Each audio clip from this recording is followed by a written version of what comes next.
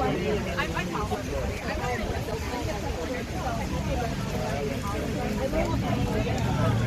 here today, let's hear it, let's hear it!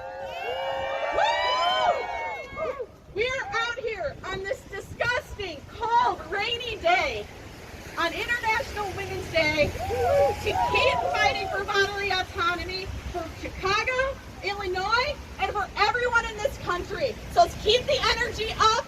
I know it's miserable, but together we are strong. All right, so you know, we are standing here on this street on North LaSalle because an anti-abortion crisis pregnancy center called Women's Care Center opened up in that solarium, immediately next door to Planned Parenthood.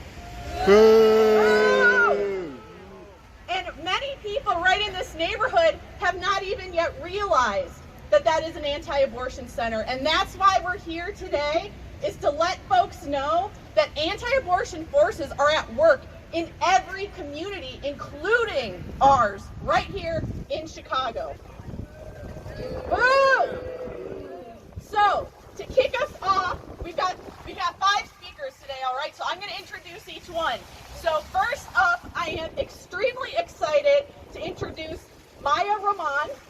Maya is a Chicago student leader, activist, and sexual education mentor who has been working on reproductive justice issues and organizing since middle school. Woo!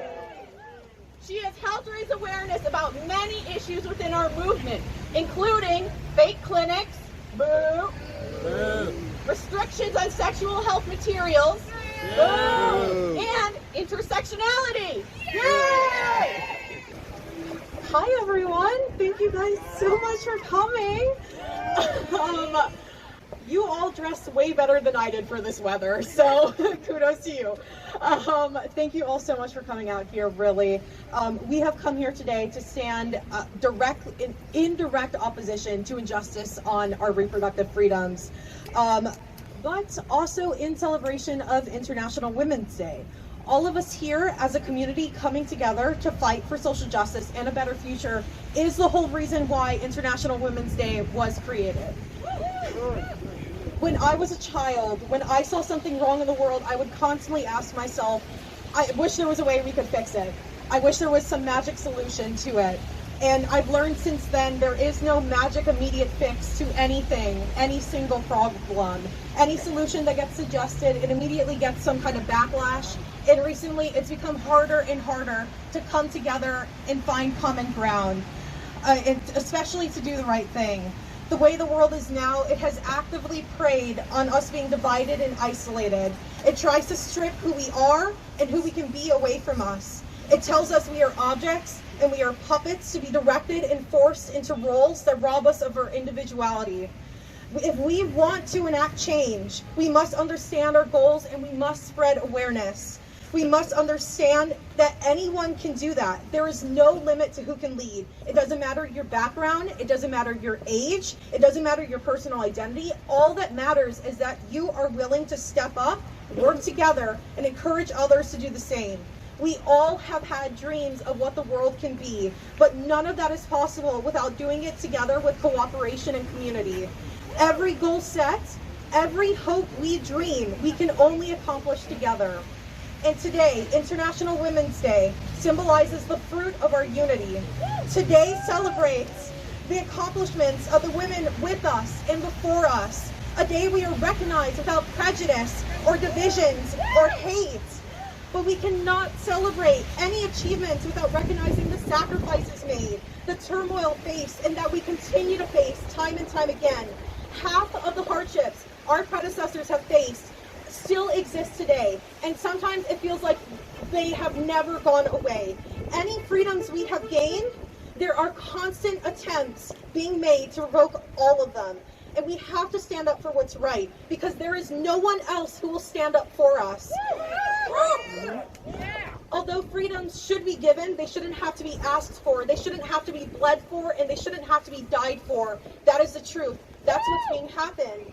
We celebrate our accomplishments today, but we must remember constantly everything that is on the line and all the work that we still have to do. But we can do it. We can do it together, and we have to do it together. I cannot thank you all enough for coming out here today and proving to the whole world that we will not allow our freedoms to be taken. As we move forward, we will ensure that this day of celebration of our accomplishments, will in the future not turn into a day of mourning of what could have been. But we have done so much already.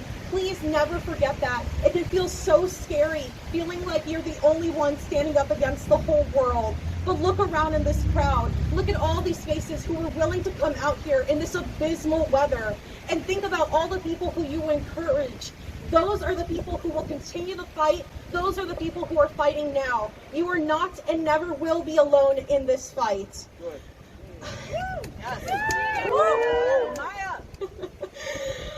Coming out here today, it shows that you care, and just making sure that we are all standing arm in arm and knowing that you aren't alone and striving for a better future. We are getting closer to leaving behind our own lovely legacy for future International Women's Days. Someday, the children of the future will not have to stop and think about, what if there's a way to fix this? Because it will be fixed, and it will be because of our efforts. Thank you all so much.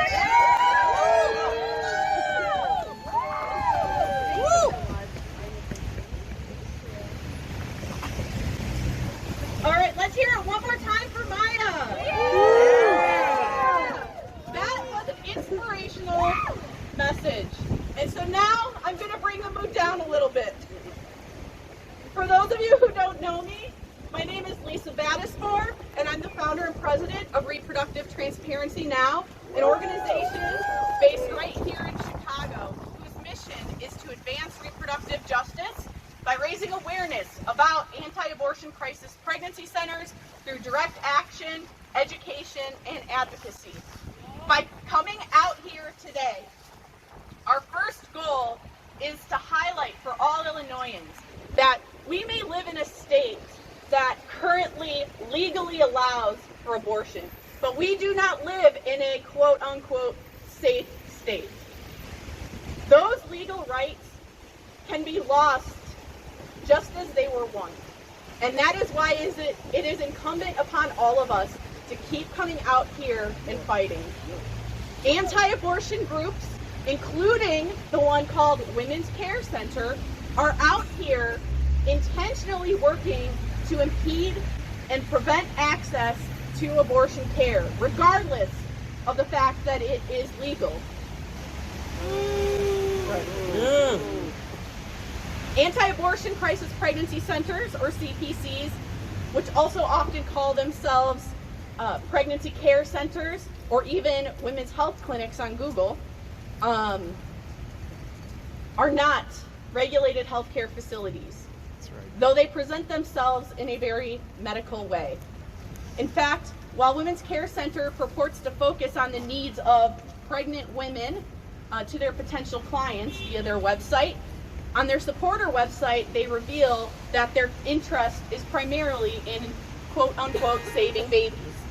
In fact, they chose this location specifically because this Planned Parenthood is the only Planned Parenthood in the city of Chicago that provides surgical abortions, and they feel that it is important to be located here so that they can intercept more people to prevent more people from getting abortions. Woo! In a recent memo from Reproductive Health and Freedom Watch, it was reported that nationally, crisis pregnancy centers brought in $1.4 billion in revenue in 2022. That's a lot of money. Imagine what that money could do. And at least $344 million of that came from taxpayer dollars and public funding.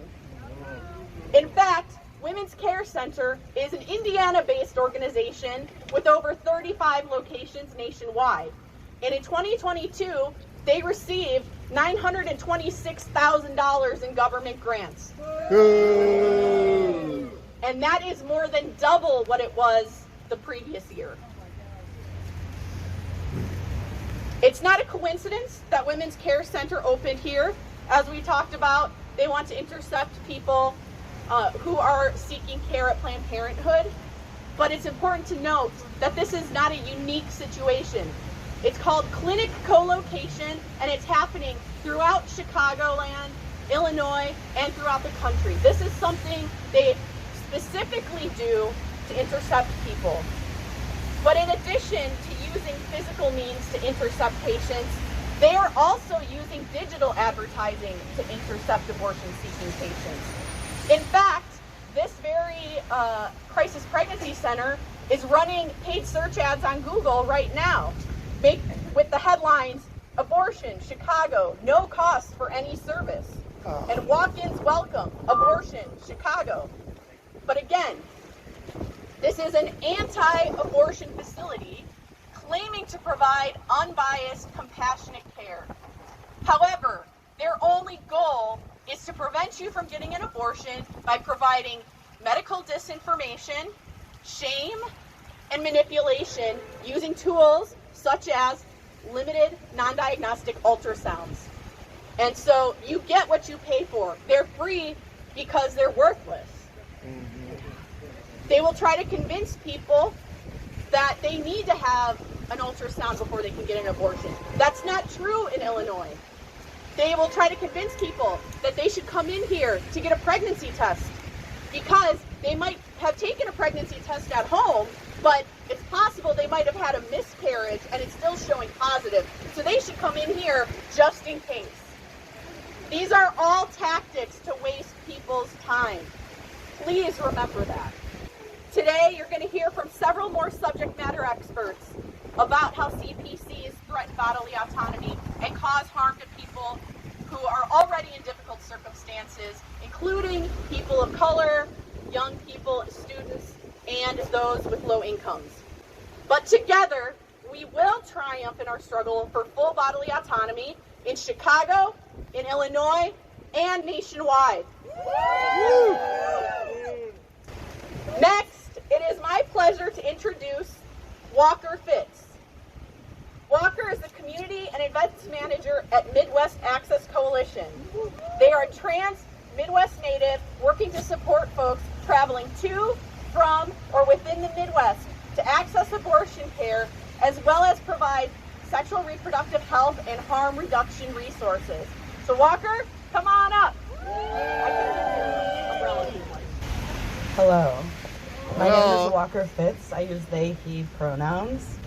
Thank you all for coming out tonight to protest the CPC with us on International Women's Day, with a huge acknowledgement that all genders need access to abortion care and it is not just a women's issue.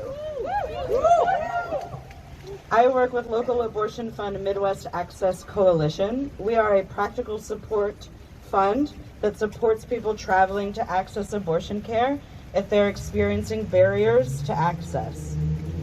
One of the cruelest barriers that abortion seekers are facing are these fake clinics, these crisis pregnancy centers. Right. When our clients come to us after dealing with these fake clinics, many of them are traumatized from experiences of severe emotional manipulation and even threats of violence from the fake clinic staff.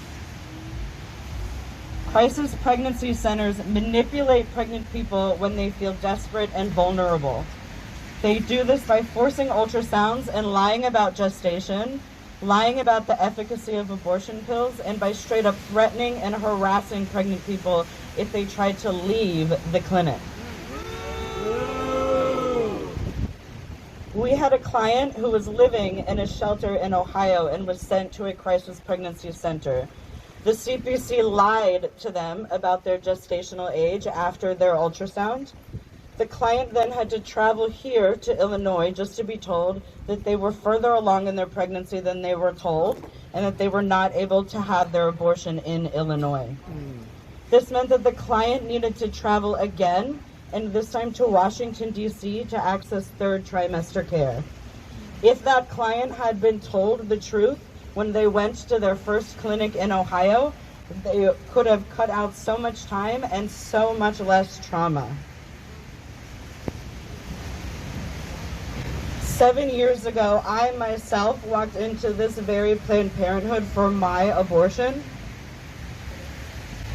It is absolutely terrifying to think that if I came here today, I could have walked into this fake clinic and walked out with a pregnancy that I did not want. That is exactly what these CPCs are here to do. They're here to stop people and lead them into the entrance of their fake clinic that is used to lie and manipulate and force people to have children that they do not want to have. These fake clinics take up state funds, as we just heard, to harm our most vulnerable community members. Funds that are coming from our tax dollars, and funds that could go towards organizations that are actually fighting for autonomy and actually supporting pregnant people and making the decisions that they want to. The government is funding these fake abortion clinics. At a time when our siblings in Palestine are facing a genocide funded by the United States, they're being forced to have C-sections without anesthesia. They're having miscarriages at a rate of 300%. Palestinians don't even have access to menstrual products and are suffering from serious infections because of it. The same government funds that are funding that genocide in Palestine are funding this clinic behind us, this fake abortion clinic. We believe that reproductive justice and autonomy are deserved by all humans worldwide, and we refuse to let state-funded fake abortion crisis centers get in the way of that. If our government will not protect us, we will protect us. Thank you. So something really important to keep in mind there is the intersection between LGBTQ plus rights and abortion rights. These are intertwined and we must fight together. So thank you, Walker, for sharing your story. Next up, we have Dr. Connie Liu. Dr. Liu is an OBGYN physician and volunteer with the Chicago Abortion Fund. Her experiences in reproductive and health activism reaffirmed her desire to become an abortion provider and physician activist. At Chicago Abortion Fund, she serves as a steering committee member on the Movement Building Cohort, a volunteer group focused on advancing reproductive justice through community education, mutual aid, and fundraising for abortion access. Let's hear it for Connie. I didn't bring an umbrella, so I am drenched, but you know, we have to do what we have to do on International Women's Day. So my name is Connie Liu. I am an OB-GYN resident physician and a proud abortion provider. I am here today on behalf of the Chicago Abortion Fund. The Chicago Abortion Fund, or CAF, is Illinois' statewide abortion fund with a reach far beyond Illinois. Just last year, we fielded support requests from over 12,000 people across 41 states. Illinois is not only a regional access point for abortion care, and as it has been for years, but a national one. Illinois residents and those coming from out of state need support in paying for, getting to, and finding accurate information about their abortion care. This makes it all the more vital that we fight both to win back abortion access in states with bans and restrictions across the country, and that we continue to push for increased access and decreased barriers here at home.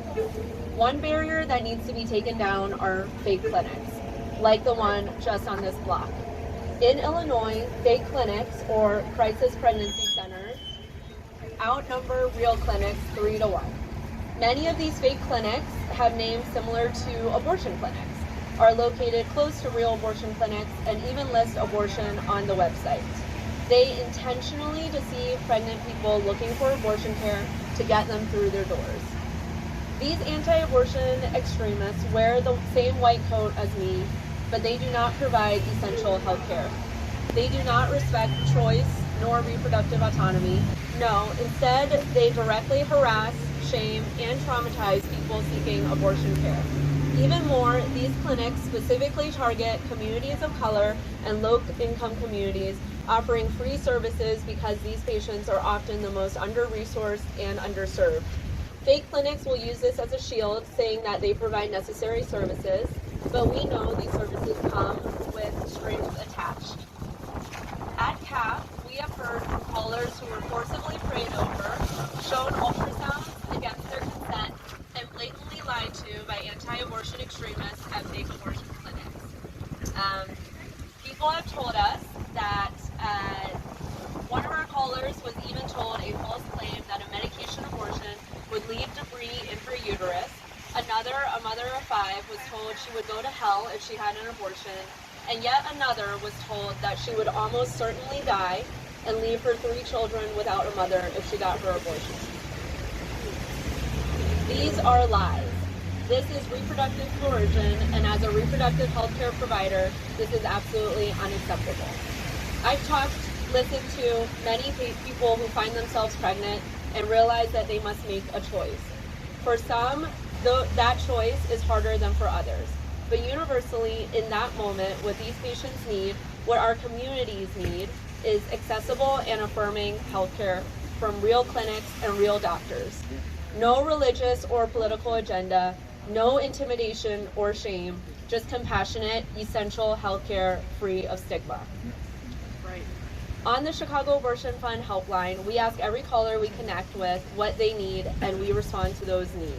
Because that is what people seeking or considering abortion care deserve, especially right now. We are preparing for a long fight, and we need each week connecting with hundreds of people every week to get them the abortion care they want, need, and deserve, no matter what. So before I end, I just want to urge each and every one of you today that this is not the end of your fight. You can find us on social media at CAF, and you can find out how to get involved in one of our biggest fundraisers of the year, the Fundathon.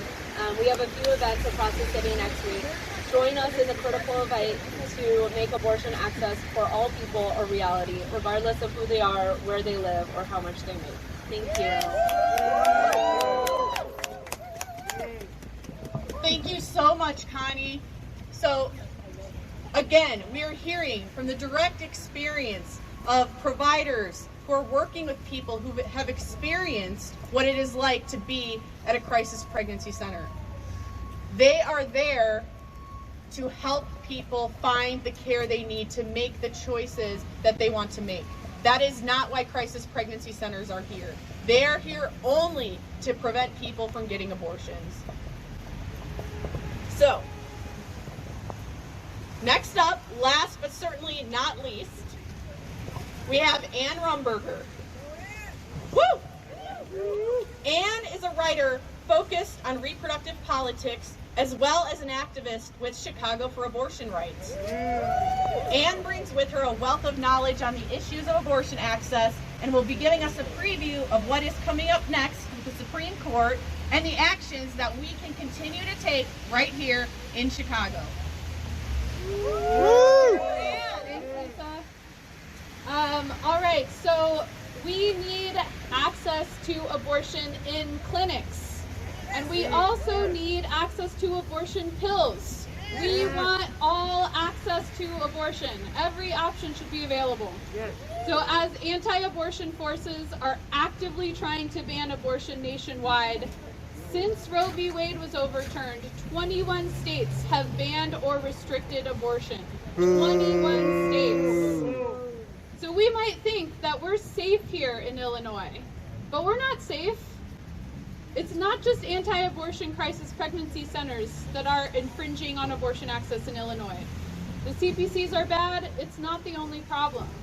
The Supreme Court is once again preparing to potentially strip away our bodily autonomy by restricting access nationwide to the abortion pill mifepristone. Right. On March 26th, the U.S. Supreme Court will hear oral arguments in a case that threatens access to mifepristone, one of 2 pills that's used in medication abortion. So what does this case mean for those who are seeking abortion care? We know that access to abortion pills is especially important for low-income people and people in rural communities, and those are the people who will be most impacted by these restrictions.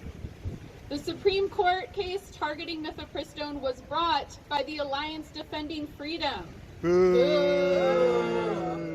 We know the Alliance Defending Freedom. We've heard them before.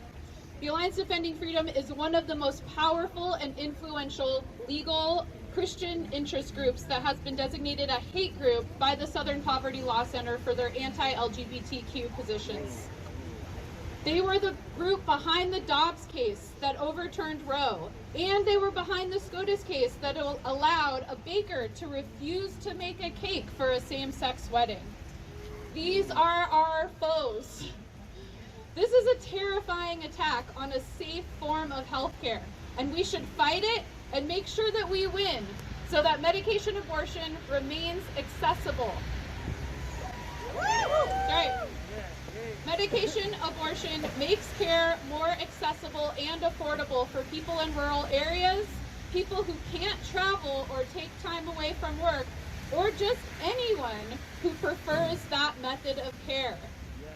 Medication abortion now accounts for more than 50% of all abortions nationwide. So what can you do? Please spread the word that abortion pills are available right now in all 50 states. I have heard that Plan C is a really great place to access abortion pills. I've also heard that you can order abortion pills before you are pregnant, and now might be a really good time to do that. On March 26th, the day of the Supreme Court oral arguments, Chicago for Abortion Rights are hosting a rally and a press conference calling for the expansion of access to abortion pills and voicing our refusal to allow more restrictions on our bodily autonomy and our outrage at the increasing criminalization of pregnant people, which overwhelmingly impacts people of color and low-income people. So please join us at this rally. It's going to be at 12 noon on Tuesday, March 26th, outside of the Chicago Federal Court building. And follow Chicago for Abortion Rights on Instagram at CHI for Abortion. Please spread the word about this case. The Supreme Court case is not getting enough attention. Please get out in the streets and voice your disapproval and voice your support of medication abortion and in-clinic abortion. As critical as it is to protect the right to abortion, we also know that legal access is not enough. We will not stop until abortion is affordable, meaning free, until it's available, until it's readily accessible to anyone who needs it. We will not stop until we win reproductive justice for all, which means we support those who want to have children. We support all forms of reproductive health care and gender-affirming care. And we support everyone having the freedom to make decisions about our bodies for ourselves. Thank you. Woo! Thank you, Anne. All right, who's coming out with us March 26th? Woo! That's right. And if you need a flyer, if you need a reminder, you got Linda over there has got flyers. But also, you can follow Chicago for Abortion Rights on Instagram, or you can subscribe to Reproductive Transparency Now's email list. Trust me, you will hear about this event. Okay, so I know it's rainy, and I'm sure everyone's pretty much ready to go. But before we can do that, we do have to do a couple of chants to get this energy up to get the weekend started off right, okay? Yeah. Okay. I wrote this one. 2, 4, 6, 8, shut down fake clinics in every state. 2, 4, 6, 8, shut down fake clinics in every state. 2, 4, 6, 8, shut down fake clinics in every state. 2, 4, 6, 8, shut down fake clinics in every state. 2, 4, 6, 8, shut down fake clinics in every state. All right, let's do. Not the church, not the state, the people must decide their fate. Not the church, not the state, the people must decide their fate. Not the church, not the state, the people must decide their fate. Not the church, not the state, the people must decide their fate. Not the church, not the state, the people must decide their fate. The people, united, will never be defeated. The people, united, will never be defeated. The people, United, will never be defeated. The people, united. united, we'll never be defeated. All right, you guys, you did so great today. Let's hear it for everybody. And remember, there's going to be plenty more Stop Fake Clinics events throughout the spring and summer. Stay connected with us. Get out here in the streets. It's time to protect abortion rights for everybody. Abortion is health care. Health care is a right. Abortion is